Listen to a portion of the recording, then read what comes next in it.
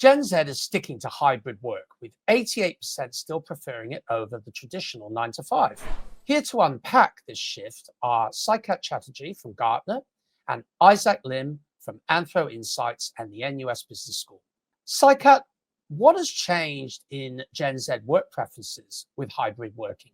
I would say that it's not only Gen Z whose preferences have evolved or shifted post the pandemic, but it's actually for all employee generation. But particularly when we think about Gen Z, according to Gartner's latest labor market survey, work-life balance is the most important thing for Gen Z candidates in Singapore when looking for a new job. Similarly, lack of it is actually amongst the top three reasons why they decided to leave their previous employer. Interestingly, we also found that candidates are willing to accept a job offer that pays them less as long as the organization offers flexibility benefits.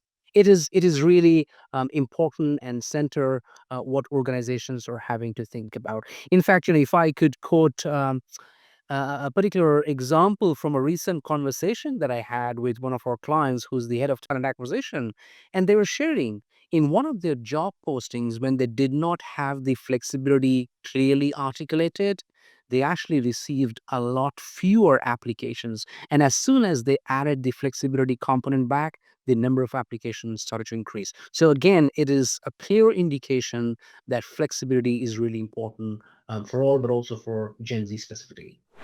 I think we tend to think of this preference for hybrid working as a Gen Z or millennial phenomenon, but actually it's more widespread than that. I think everybody actually likes and wants the flexibility. Before COVID, we don't really have much of opportunity to do this hybrid working, but with COVID, we are all now used to and know that hybrid working works.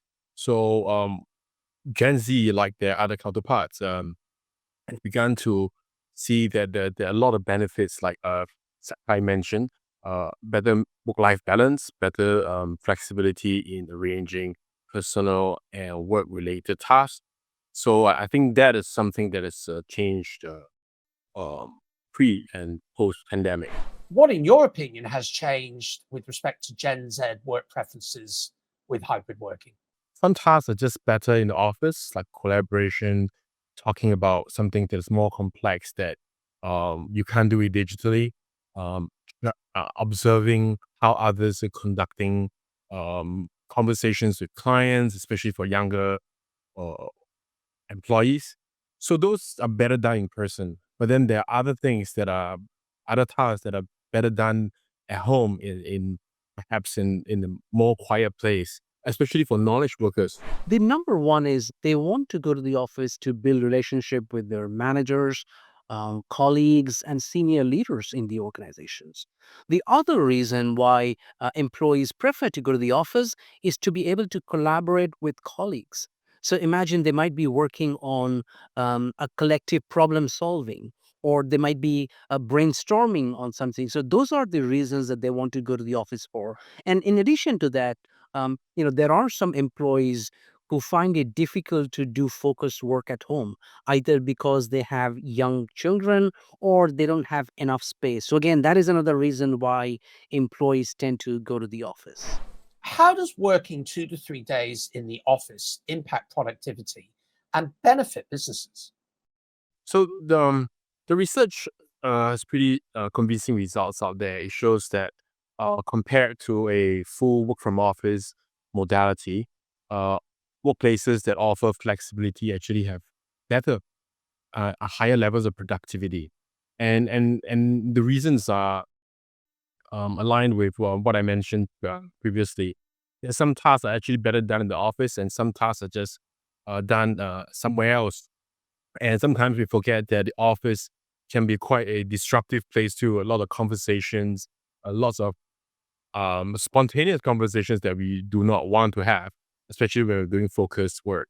So that's why uh, an arrangement where you have 2, 3 days or four even at the office and have some flexibility around the schedules it's a better arrangement for workers in general.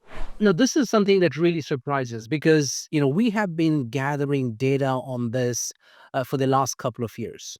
And interestingly, our survey data did not find any positive correlation between working specific number of days per week or month or quarter or even year with things like productivity or engagement, even things like inclusion and well-being. However, actually we found that it has a negative impact on intent to stay, and particularly for women and high potential talents. So when organization mandate employees to come to the office on specific days or specific number of days, that actually has a negative impact. Which locations do you feel are best for flexible and co-working spaces? The way we like to think about this is there is no specific location. But what I would suggest is, individuals and organizations should need to think about what is the type or what is the nature of work that needs to be done. So individuals and managers and organizations need to think about what is the type of work that the individual needs to do in the next day, week, etc., and then choose what is the right location. Anything that requires collaboration, that requires, working with others, it's always best done together. But then when organizations or when individuals need to do deep work, they could choose a space that works best for them from a proximity perspective, from the availability of the right space and environment. So I would say those things determine the exact location. I think my views are quite aligned with Saikat that it really depends on the nature of work and the individual dispositions in carrying out those work.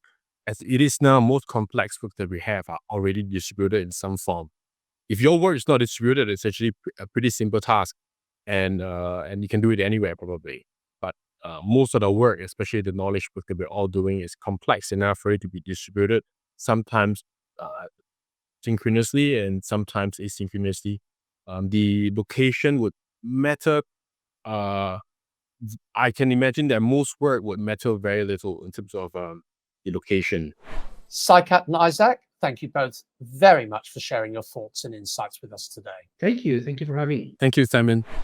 Again, our guests were Saikat Chatterjee, Senior Director for Advisory at Gartner, and Isaac Lim, Founder and Chief Social Scientist at Anthro Insights and lecturer at the NUS Business School. For more news, please visit sbr.com.sg.